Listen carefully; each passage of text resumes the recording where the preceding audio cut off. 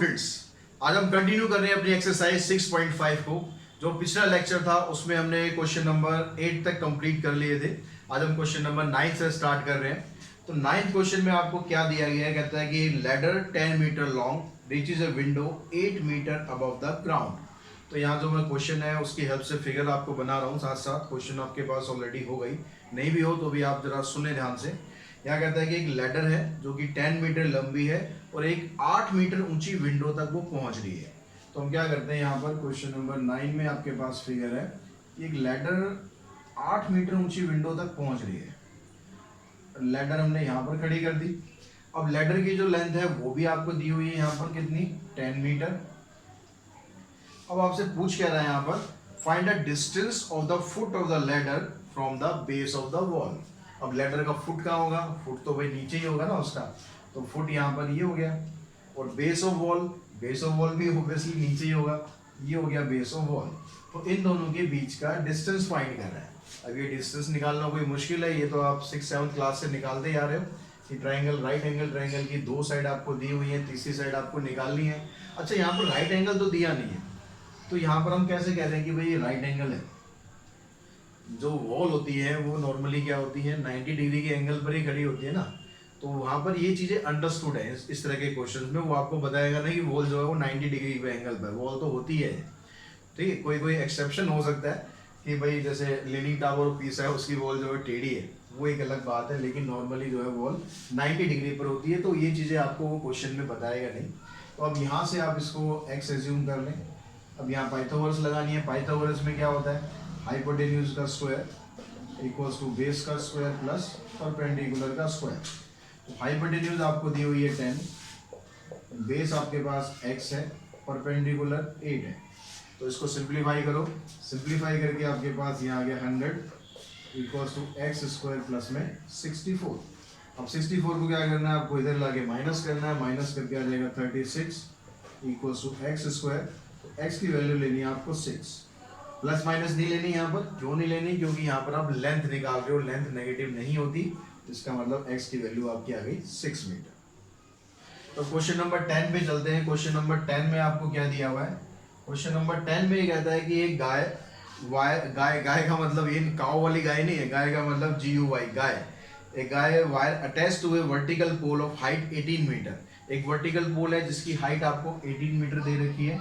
तो ये आपके पास हाइट आएगी इज 24 मीटर लॉन्ग। जो वायर है उस वायर की लेंथ आपको दी हुई है 24 metre long and has a stake attach to the other end. और इसको एक दूसरे एंड पर हमने बांधा हुआ है, पोल से यहाँ से बांध दी हमने वायर, और ये हमने 24 मीटर की वायर है, इसको हमने यहाँ पर बांध दिया। अब आगे कहता है आपसे, how far from the base of the pole. Pole के बेस से ये कितने डिस्टेंस पर है, ये पोल का बेस हो गया, इससे ये कितने डिस्टेंस पर है। Should the stake be driven so that the wire will be taut. यानी वायर जो है वो बिल्कुल टाइट हो, बिल्कुल खींच के बांधी गई हो, ऐसे नहीं कि वायर को ऐसे ढीला ढाला छोड़ दिया कहीं भी, नहीं। तो इसको वायर को खींच के बांधा गया, तो कितने डिस्टेंस पर ये हमें वायर बांधनी चाहिए। तो यहाँ पर और यहाँ पर देख रहे हो, एक ही चीज आपको निकालनी है। ये भी यहाँ पर x है, तो इसको आप खुद सिंप्लीफाई करके देखें और x की वैल्यू निकाल के देखें, बड़े इजीली आप ये वैल्यू निकाल पाएंगे। तो क्वेश्चन नंबर 9 पे हम चलते हैं, और सॉरी 11 पे चलते हैं। क्वेश्चन नंबर 11 में आपको क्या दिया हुआ है, 11th क्वेश्चन में कहता है कि एरोप्लेन है, an aeroplane leaves an airport and flies due north at a speed of 1000 kilometre per hour. एक एरोप्लेन जो है एयरपोर्ट से उड़ता है और नॉर्थ की डायरेक्शन में 1000 किलोमीटर पर आवर की स्पीड से जा रहा है।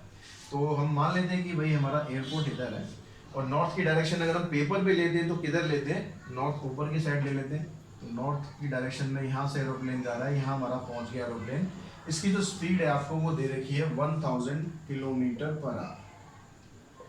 ठीक है, कौन सा क्वेश्चन कर रहे हैं हम, 11th क्वेश्चन कर रहे हैं, वो भी लिख लेते हैं आप। उसके बाद कहते हैं कि at the same time another aeroplane leaves the same airport flies due west at a speed of 1200 kilometre per hour. उसी समय उसी एयरपोर्ट से एक दूसरा एरोप्लेन जो है वो उड़ता है, और उसकी स्पीड दे रखी है आपको 1200 किलोमीटर पर आवर। और इसकी जो डायरेक्शन है, डायरेक्शन आपको दे रखी है वेस्ट। तो जो वेस्ट डायरेक्शन है पेपर पे उसको देखते हैं, वेस्ट डायरेक्शन इस साइड आ जाएगी, और जो नॉर्थ वेस्ट ईस्ट साउथ ये चारों डायरेक्शन होती है, चारों आपस में 90 डिग्री के एंगल पर होती है। ठीक है, ऐसे आप डायरेक्शन बनाते हैं तो यहाँ पर ये 90 डिग्री का एंगल बनता है। तो यहाँ से दूसरा एरोप्लेन उड़ गया, अब दूसरा एरोप्लेन यहाँ पर पहुंच गया। अब ये कहता है यहाँ पर कि how far apart will be the two plane after 1.5 hour, यानी जो टाइम आपको दिया हुआ है दोनों का, वो टाइम दिया हुआ है 1.5 आवर। 1.5 को आप फ्रैक्शन में लिख लेंगे तो 3/2 आवर्स का टाइम दिया है, यानी 3/2 आवर्स के अंदर दोनों प्लेन के बीच का डिस्टेंस कितना है, यानी ये आपको फाइंड करना है। अब ये आपको फाइंड करना है तो उसके लिए आपको क्या निकालना पड़ेगा, ये मान लो एयरपोर्ट है हमारा, ये ओ ए हो गया, ये ओ बी हो गया, तो आपको ए बी का डिस्टेंस फाइंड करना है। ठीक है, यहाँ तक तो समझ आ गया। अब ए बी का डिस्टेंस आपको फाइंड करने के लिए ओ ए का डिस्टेंस फाइंड करना है और ओ बी का भी डिस्टेंस फाइंड करना है। ये तो दिया हुआ आपको, ये डिस्टेंस नहीं दिया हुआ, ये स्पीड दी हुई है, लेकिन हमें एक फार्मूला तो आता है ना। कौन सा formula? Distance equals to speed into में टाइम। आता है कि नहीं आता है? आता है, तो बस वो लगा दो। तो डिस्टेंस जो पहला वाला एरोप्लेन है उसका अगर आप डिस्टेंस निकालें, मैं उसको d1 से डिनोट कर देता हूँ, तो डिस्टेंस का फार्मूला हो गया स्पीड इनटू में टाइम। टाइम दोनों का सेम है तो उसको t1 t2 करने की जरूरत नहीं है। तो स्पीड आपके पास कितनी है इसकी? 1000 और टाइम आपके पास है 3/2। इससे आपने इसको कैंसिल किया तो ये आ गया आपके पास 1500 किलोमीटर का डिस्टेंस।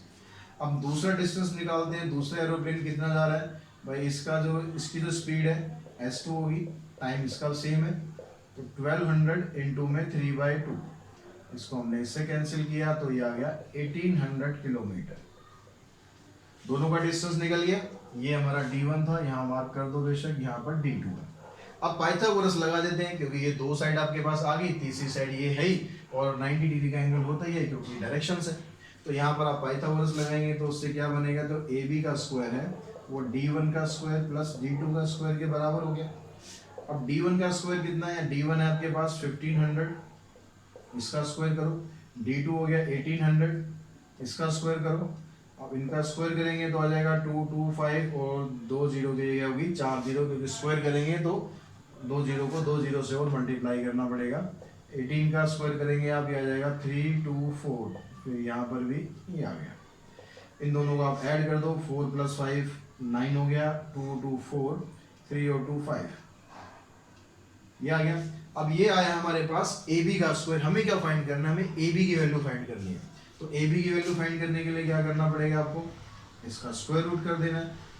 अब इसका जो स्क्वायर रूट है वो आप कैसे करेंगे, स्क्वायर रूट वही प्राइम फैक्टर बना के, लेकिन इसमें जो 2 जीरो मतलब 4 जीरो आ रही है, तो इसको आप थोड़ा सा सिंप्लीफाई करने के लिए ऐसे लिख लो, 549 इंटू में 100 इंटू में 100।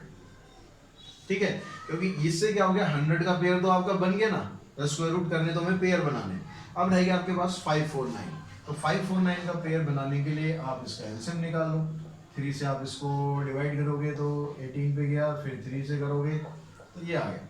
यानी अब इसका पेयर बनाएंगे तो आपके पास आ गया 3 इंटू में 3 इंटू में 61 इंटू में 100 इंटू में 100। अब यहाँ से जब आप स्क्वायर रूट इसका सॉल्व करेंगे तो इसका पेयर कंप्लीट हो गया, इसका पेयर कंप्लीट हो गया, यानी 100 इंटू 3 दोनों बाहर आ जाएंगे। आंसर आ जाएगा आपका 300√61 किलोमीटर। इतना इन दोनों के बीच में डिस्टेंस है। √61 की वैल्यू आपको निकालने की जरूरत नहीं है। अगर क्वेश्चन में स्पेशली दे रखा हो कि डेसिमल्स में फाइंड करो या रूट की वैल्यू आपको दे रखी है तो पुट करेंगे, अदरवाइज इसको आप ऐसे ही छोड़ देंगे। नेक्स्ट क्वेश्चन पे देखते हैं, क्वेश्चन नंबर 12। इसमें आपको दो पोल दिए गए, एक की हाइट दे रखी है आपको 6 मीटर और दूसरे की हाइट दे रखी है आपको 11 मीटर। तो इन दोनों पोल को अगर हम लेते हैं, कहता है एक पोल है आपका 6 मीटर का, दूसरा पोल है 11 मीटर का। ठीक है, यहाँ पर दोनों का बेस हो गया। अब ये कहता है कि stand on a plane ground if the distance between the feet of the pole, जो दोनों पोल है उसके फीट का डिस्टेंस दिया हुआ है आपको 12 मीटर। ये जो डिस्टेंस है ये 12 मीटर का दिया हुआ है। Find the distance between their top, तो इनके जो टॉप में डिस्टेंस कितना होगा ये आपको बताना है। तो टॉप को मिला देते हैं, ये डिस्टेंस हमें फाइंड करना है। अब यहाँ पर प्रॉब्लम आपके पास है कि यहाँ पर आपके पास ट्राइंगल नहीं है, कि राइट एंगल ट्राइंगल होता तो फिर हम इसमें पाइथागोरस वगैरह कुछ लगा लोगों के कर देते। तो यहाँ पर क्या राइट एंगल ट्राइंगल बन सकता है? बिल्कुल बन सकता है। कैसे बनेगा देखो, क्योंकि ये भी पोल है ये भी पोल है, दोनों पैरेलल लाइन आएंगी, दोनों वर्टिकल हैं। और ये पैरेलल लाइन जाएंगी, तो ये जो 12 का जो डिस्टेंस है इसको हम ऊपर कहाँ तक भी लेके जाएं तो 12 का डिस्टेंस ही रहेगा ना। तो अगर मैं इस लाइन को इससे ज्वाइन कर दूं तो ये तो डिस्टेंस हो गया 12। अब ये डिस्टेंस 6 है, तो जो ये इसके सामने ये जो डिस्टेंस होगा इतना, ये डिस्टेंस भी क्या हो जाएगा 6 हो जाएगा। और ये देखा था आपको पूरा 11, तो 11 में से जो 6 है वो तो नीचे वाला पार्ट हो गया, ऊपर वाला का पार्ट कितना रह गया, ऊपर वाला पार्ट आ गया 5। अब आप देखो यहाँ जो ट्रायंगल आपके पास बन रहा है, क्या ये राइट एंगल ट्रायंगल नहीं है? अब राइट एंगल ट्रायंगल है तो इसके टॉप का डिस्टेंस आप अब निकाल सकते हो, नहीं निकाल सकते हो? अगर मैं यहाँ पर इसको मार्क कर दूं ए बी सी, तो आपको बस क्या करना है, ए सी का स्क्वायर आपको फाइंड करना है। ये जो चीजें मैंने बताई है सब आप लिख लेंगे, जितना ये डिस्टेंस है उतना ये डिस्टेंस हो गया, जितना ये है उतना ये हो गया, ये डिस्टेंस निकाल देंगे 11 माइनस 6 इक्वल्स टू 5। इस तरह से आपको एक्सप्लेन करना है, ये नहीं कि डायरेक्टली बस ऐसे सॉल्व कर देना है।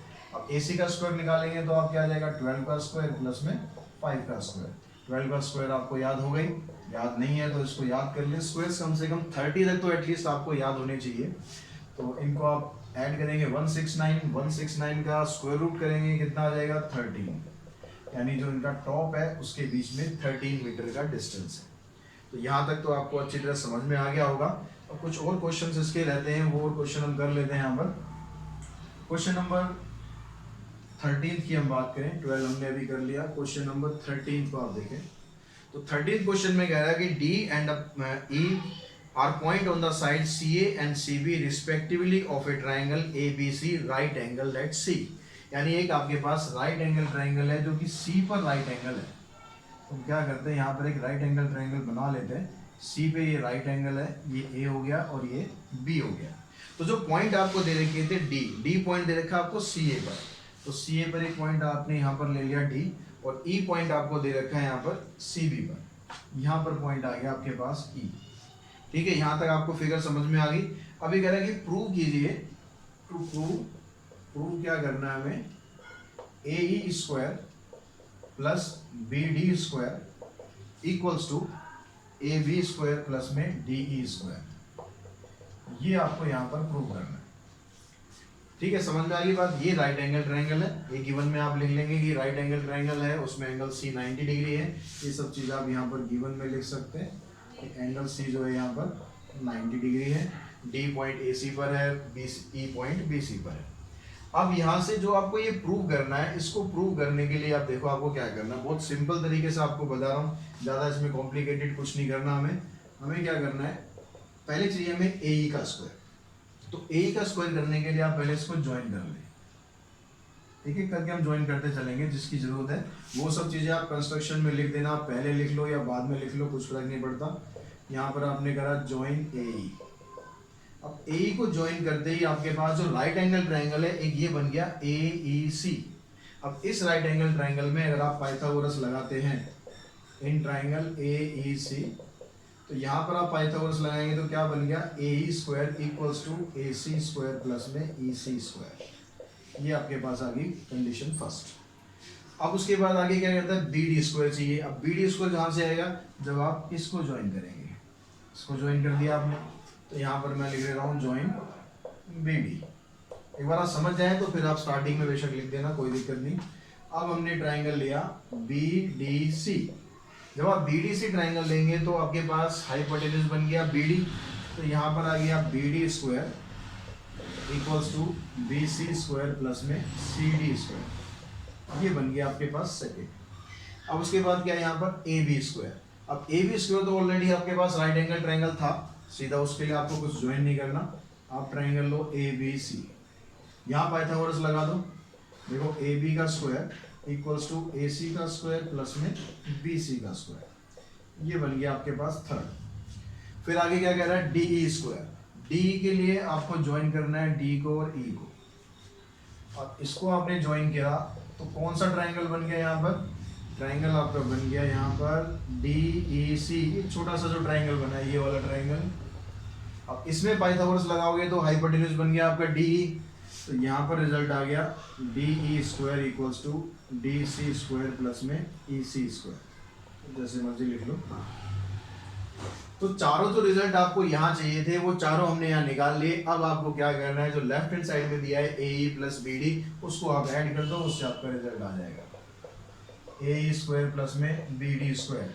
ए स्क्वायर की जगह हमने ये पुट कर दिया ए सी स्क्वायर प्लस में ई सी स्क्वायर, और बी डी स्क्वायर की जगह हमने ये पुट कर दिया बी सी स्क्वायर प्लस में सी डी स्क्वायर। अब ये जो राइट हैंड साइड हमने लिखी है इसको आप रीअरेंज कर लो। तो रीअरेंज करना आपके लिए आसान है। ए सी के साथ क्या लिखना है आपको, बी सी को लिख लेना है ए सी स्क्वायर प्लस में बी सी स्क्वायर, इसी के साथ लिख लेते हैं हम सी डी को। अब ये जो हमने लिखा है देखो इसकी वैल्यू हमारे पास ऑलरेडी है, कहां पर है, ये देखो ए सी स्क्वायर प्लस में बी सी स्क्वायर किसके बराबर है, ए बी स्क्वायर के। ये आ गया हमारा A B square. E C square plus में डी सी स्क्वायर की वैल्यू क्या है आपके पास, डी ई स्क्वायर। तो यहाँ पर इसकी जगह आ गया डी ई स्क्वायर। तो जो हमारा रिजल्ट था कि इन दोनों के स्क्वायर का सम इन दोनों के स्क्वायर के सम के बराबर आ गया। नेक्स्ट क्वेश्चन पे चलते हैं, क्वेश्चन नंबर 14। उसमें देखते हैं क्या क्या आपको दिया हुआ है, उसके हिसाब से पहले फिगर बनाते हैं। फिगर बनाने के बाद फिर देखेंगे 14 में वैसे फिगर आपको दी हुई है, साथ में एक फिगर आपको यहाँ पर दी हुई है, वही बना लेते हैं हम। ये फिगर होगी यहाँ पर ए है, इधर सी है, इधर एक परपेंडिकुलर डाला हुआ है डी, और इधर आ गया आपके पास बी। अब क्वेश्चन में क्या क्या आपको यहाँ पर दिया हुआ है कि the perpendicular from A on the side B C of a triangle A B C, यानी गिवन में क्या हो गया आपके पास कि ए डी परपेंडिकुलर है बी सी पर। उसके अलावा और क्या चीज़ दी हुई है, साथ में ये भी दिया हुआ है कि जो बी डी है, बी डी मतलब बी डी ये वाला हिस्सा, ये थ्राइस ऑफ सी डी के बराबर है। B D equals to thrice of C D. अब आपको यहाँ पर प्रूव क्या करना है, तो प्रूव यहाँ पर करना है आपको A B square twice of A B square equals to twice of A C square plus में बी सी स्क्वायर। ये हमें प्रूव करना है। और इसको प्रूव करने के लिए देखो आपको क्या क्या करना है। जो आपको चीज़ें यहाँ पर प्रूव करनी है उसको दिमाग में रखते हुए ट्राइंगल आपको पिक करने हैं। तो यहाँ पर आपको ए बी स्क्वायर चाहिए, ए बी स्क्वायर आपके पास इस ट्राइंगल से आ जाएगा, इसी में ए डी स्क्वायर भी आ जाएगा, और ए डी स्क्वायर तो हमें चाहिए नहीं। खैर ए सी स्क्वायर के लिए आपको ये ट्राइंगल लेना है। तो इतना तो हमें समझ में आ गया कि एक बार ये ट्राइंगल लेना है, एक बार ये ट्राइंगल लेना है। पहले इन दोनों ट्राइंगल को ले लेते हैं, फिर देखते हैं भाई क्या हमारे पास आता है। तो हमने ट्राइंगल लिया पहले ए बी डी। इस ट्राइंगल में कह रहा है कि ए बी का स्क्वायर है, ये ए डी का स्क्वायर प्लस में बी डी के स्क्वायर के बराबर हो गया। ठीक है, यहाँ तक आगे बात समझ। दूसरा जो ट्राइंगल है हमने ए सी डी वो ले लिया।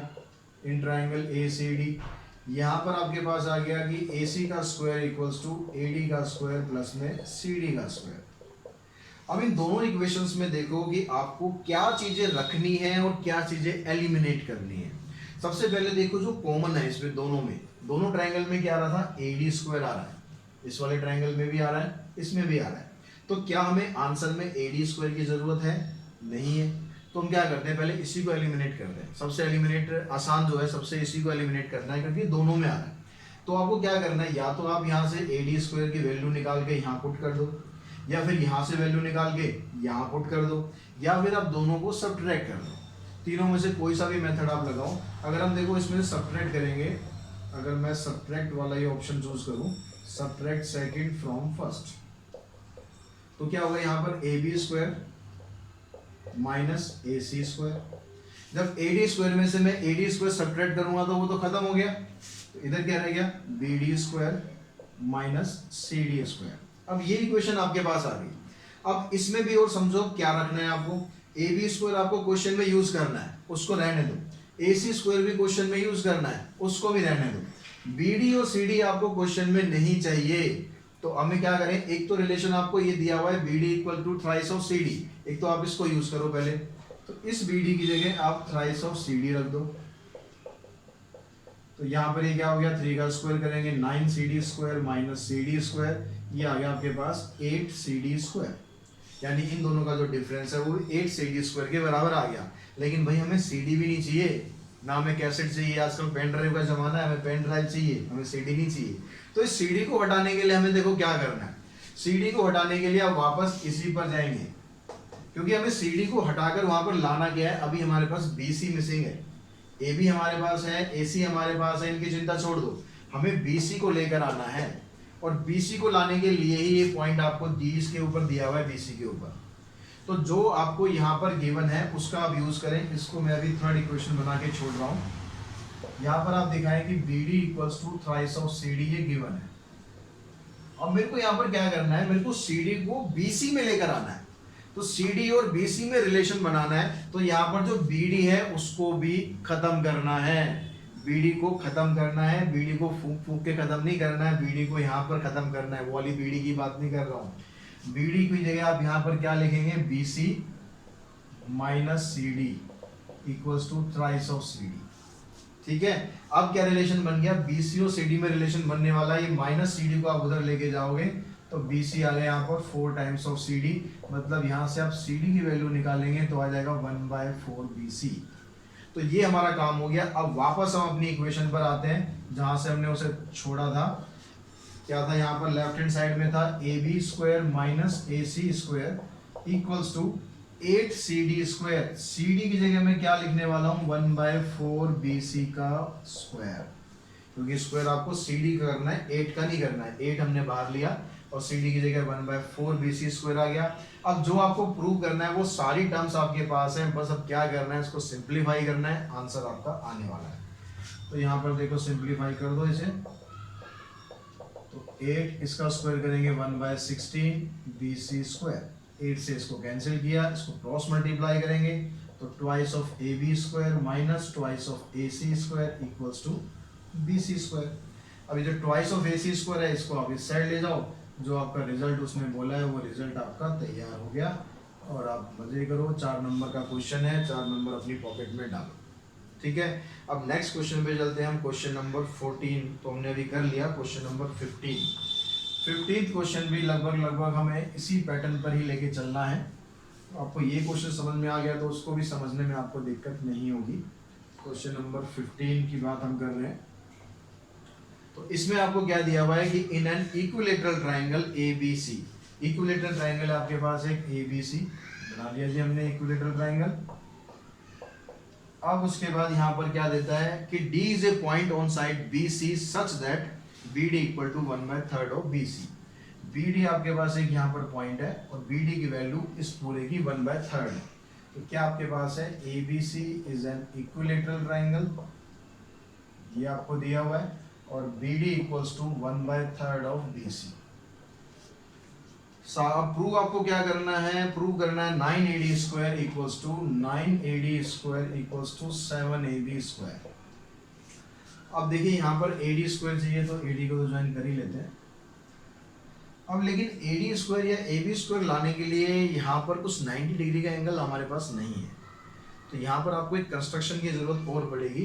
वो कंस्ट्रक्शन हम क्या करते हैं, एक परपेंडिकुलर ड्रॉ कर लेते हैं,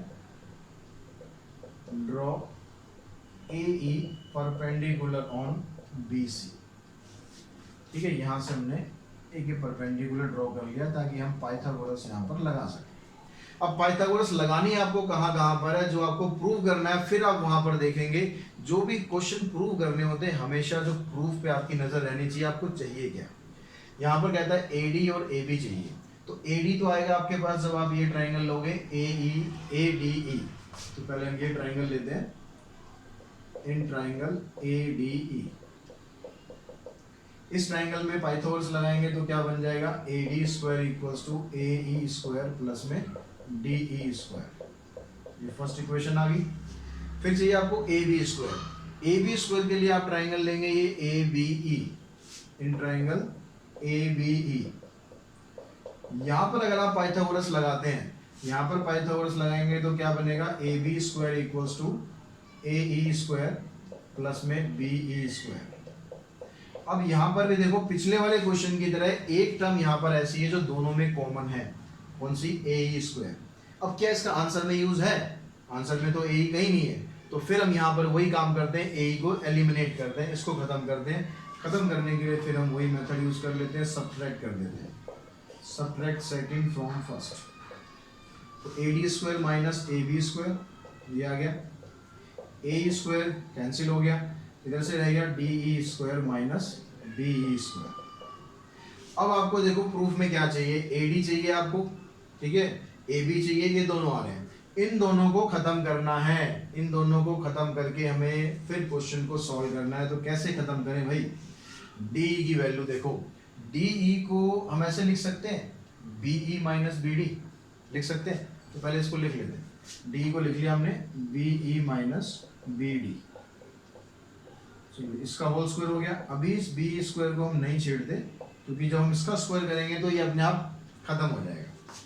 चलो इसका स्क्वायर किया हमने, यहाँ पर a माइनस बी का होल स्क्वायर लगाया, a का स्क्वायर आ गया, b का स्क्वायर आ गया, माइनस 2ab आ गया और माइनस बीई का स्क्वायर आ गया। तो ये वाला तो इससे कैंसिल हो गया, लेकिन b तो फिर भी अभी रह गया है, पीछा नहीं छोड़ रहा है। अभी छुड़वाते हैं इसका पीछा भी, कैसे करना है आपको। अब यहाँ पर देखो आप क्या कर सकते हैं, BD की जो वैल्यू है वो तो आपको दे रखी है 1/3 ऑफ BC, तो BD की जगह तो हम वो पुट कर देते हैं कि 1/3 ऑफ BC है। BD की जगह आ गया 1/3 ऑफ BC। अब यहाँ पर जो BE रह गया, BE किसके बराबर होगा, BE BC का हाफ होगा। क्यों होगा हाफ, क्योंकि जो ट्राइंगल आपको दिया हुआ था इक्विलेटरल ट्राइंगल दिया हुआ था, और पिछले भी हमने कुछ क्वेश्चंस में ऐसे करा था कि अगर आप इक्विलेटरल ट्राइंगल में परपेंडिकुलर ड्रॉ करते हो तो ये इसका मीडियन का भी काम करता है। मीडियन का काम करता है मतलब BE BC का हाफ हो जाएगा। तो ये आप रीजन यहाँ पर दे सकते हैं। तो B की जगह यहाँ पर लिख देते हैं हाफ ऑफ BC, और BD की जगह तो है ही 1/3 ऑफ BC। इसका रीजन आप यहाँ पर दे सकते हैं कि BC AE is median of triangle, median of triangle. ठीक है, परपेंडिकुलर तो था, ये मीडियन भी होगा ट्राइंगल का, क्योंकि ट्राइंगल इक्विलेटरल है, बिकॉज ट्राइंगल इज इक्विलेटरल। तो ये थोड़ा स्पेस यहाँ पर कम है, तो इसको आप सही से जरा लिख लेना। अब यहाँ पर देखो, इसको हम सिंप्लीफाई करते हैं। सिंप्लीफाई कैसे करेंगे, right hand side, left hand side में तो आ गया AD square minus AB square equals to में इसका स्क्वायर करेंगे, ये आ जाएगा 1/9 BC स्क्वायर माइनस, इससे ये कैंसिल 1/3 BC स्क्वायर। अब लेकिन समस्या हमारे पास एक और उत्पन्न हो गई है कि हम यहाँ पर कह रहे हैं कि हमें आंसर में सिर्फ AD और AB को रखना है, यहाँ पर तो BC आ गया, काम और बढ़ गया। लेकिन ध्यान दो, आप ध्यान क्वेश्चन पे जरा ध्यान से दोगे तो आपको पता चलेगा काम हमारा बढ़ा नहीं है, सॉल्व हो गया है काम। क्योंकि ट्राइंगल क्या दिया हुआ था, ट्राइंगल इक्विलेटरल दिया हुआ था। जब ट्राइंगल इक्विलेटरल होता है तो तीनों साइड बराबर होती हैं, तो तीनों साइड बराबर होती हैं, इसलिए आप यहाँ पर BC को क्या लिख सकते हो, AB लिख सकते हो। यहाँ पर भी हम इसको AB लिख सकते हैं। अब क्वेश्चन में देखो क्या क्या रह गया, AD है और AB है, बस इसी को तो सिंप्लीफाई करना है, आंसर आपका आने वाला है। तो इस AB स्क्वायर को उधर ले जाओ, सारे AB एक तरफ इकट्ठे कर लेते हैं, ये प्लस हो गया, ये ऑलरेडी प्लस है, ये -3AB स्क्वायर, इसका एलसीएम लिया आपने, 9 एलसीएम आ गया, 9AB स्क्वायर प्लस में AB square minus 3AB square. इस 9 को आप यहाँ पर क्रॉस मल्टीप्लाई करेंगे, ये आ जाएगा 9AD स्क्वायर, यहाँ से 9 + 1 10, 10 - 3 7AB स्क्वायर। ये आपका आंसर आ गया, और यही आपको यहाँ पर प्रूव करना है। आई थिंक आपको समझ में आ गया होगा क्वेश्चन आपको किस तरह से प्रोसीड करना है। तो क्वेश्चन नंबर 16 में आपको दिया हुआ है बच्चों कि यहाँ पर भी एक इक्विलेटरल ट्राइंगल है। इन एन इक्विलेटरल ट्राइंगल, एक ट्राइंगल आपने ले लिया ABC, इसका नाम रख देते हैं हम ABC। ये चीज आप यहाँ पर गिवन में लिख देंगे, triangle ABC is an equilateral. और उसके बाद आगे कहता है prove that 3 times the square of one side. Prove क्या करना है आपको, to prove 3 times the square of one side. कोई सी भी साइड आप ले सकते हो, क्योंकि ट्राइंगल क्या है, इक्विलेटरल है। चाहे AB स्क्वायर लिखो, चाहे BC स्क्वायर लिखो, चाहे AC स्क्वायर लिखो, is equals to 4 times the square of one of its altitude. अब यहाँ पर एक एल्टीट्यूड हम डाल लेते हैं AD, तो 4 times the square of one of its altitude. तो एल्टीट्यूड भी आप यहाँ पर कोई सा भी ले सकते हो, ये भी ले सकते हो, ये भी ले सकते हो, ये भी ले सकते हो। लेकिन जो क्वेश्चन है, इस क्वेश्चन के हिसाब से अगर हम चलेंगे तो BC के ऊपर एल्टीट्यूड है AD, तो हम यहाँ पर AB की जगह यहाँ पर हम BC यूज कर लेते हैं। बाकी ट्राइंगल इक्विलेटरल है तो कोई दिक्कत नहीं है, आप यहाँ पर BC लिखो, AB लिखो, AC लिखो। तो अब आपको इसको प्रूव करना है। अब इसको प्रूव करने के लिए यहाँ पर फिर हम पहले वही प्रॉपर्टी यूज करेंगे जो पिछले क्वेश्चन में की थी कि AD जो है इक्विलेटरल ट्राइंगल का एल्टीट्यूड है। तो उस क्वेश्चन में भी आप ऐसे एक्सप्लेन कर देना AD is an altitude of equilateral triangle, therefore it is also median of triangle. अब ये मीडियन हो गया, इसका मतलब BD की जो वैल्यू होगी, BD की वैल्यू और DC की वैल्यू दोनों ही क्या हो जाएंगी, BC की हाफ हो जाएगी, जिसको भी हमें यूज करना है आगे हम उसको यूज कर लेंगे। अब यहाँ पर जब आप पाइथागोरस लगाएंगे, क्योंकि यहाँ पर ये मीडियन है, तो मीडियन में यहाँ पर आप पाइथागोरस लगाएं तो ट्राइंगल आप कोई सा भी ले लें, ABD ट्राइंगल ले लेते हैं। तो यहाँ पर देखो हाइपोटेन्यूज आ गया ये AD स्क्वायर प्लस में BD स्क्वायर। अब यहाँ पर AB स्क्वायर को भी ऐसे रहने देते हैं, AD स्क्वायर इसको भी ऐसे रहने देते हैं, BD की जगह हम वैल्यू पुट कर देते हैं हाफ ऑफ BC। अब ट्राइंगल यहाँ पर देखो इक्विलेटरल है, तो हमें तो रिजल्ट है हमने उसमें BC यूज किया है, तो BC यहाँ पर लिख लेते हैं, AB स्क्वायर की जगह भी आप यहाँ पर BC लिख दो, यहाँ रीजन दे दो बिकॉज ट्राइंगल इज इक्विलेटरल। अब यहाँ पर जो BC है उनको एक तरफ कर लेंगे, ये BC स्क्वायर इसको स्क्वायर करेंगे -1/4 BC स्क्वायर हो जाएगा, इस साइड आकर इधर आ गया ये AD स्क्वायर, एलसीएम लेंगे तो यहाँ आ गया 4BC square minus BC square equals to AD square. अब 4BC स्क्वायर में से BC स्क्वायर माइनस करेंगे तो बचेगा 3BC स्क्वायर, और इसको आप क्रॉस मल्टीप्लाई कर देंगे तो आ जाएगा यहाँ से 4AD स्क्वायर। ये आपका आंसर आ गया। तो बहुत सिंपल क्वेश्चंस हैं, बट आपको ये समझना है कि किस तरह से प्रोसीड करना है। आई थिंक मैं आपको आज इस वीडियो में समझा पाया हूँ कि किस तरह से आपको इनको प्रोसीड करना है। इस तरह के क्वेश्चंस की आप प्रैक्टिस करो, बार बार करो, ताकि जो ट्राइंगल का जो एक हुआ होता है, एक ट्राइंगल का जो डर होता है या ज्योमेट्री के जो क्वेश्चंस होते हैं उनका डर होता है, वो आपके मन से निकल सके कि किस तरह से आपको इसको प्रोसीड करना है। तो आई होप कि मेरा ये वीडियो आपके लिए हेल्पफुल रहा होगा। तो अगर ऐसा है तो आप वीडियो को जरूर लाइक करें, शेयर करें, साथ ही चैनल को सब्सक्राइब करें और बेल आइकन को प्रेस करना ना भूलें, ताकि आगे आने वाली वीडियो भी आपको लगातार मिलती रहे। आज के इस वीडियो में इतना ही। Thanks to all of you.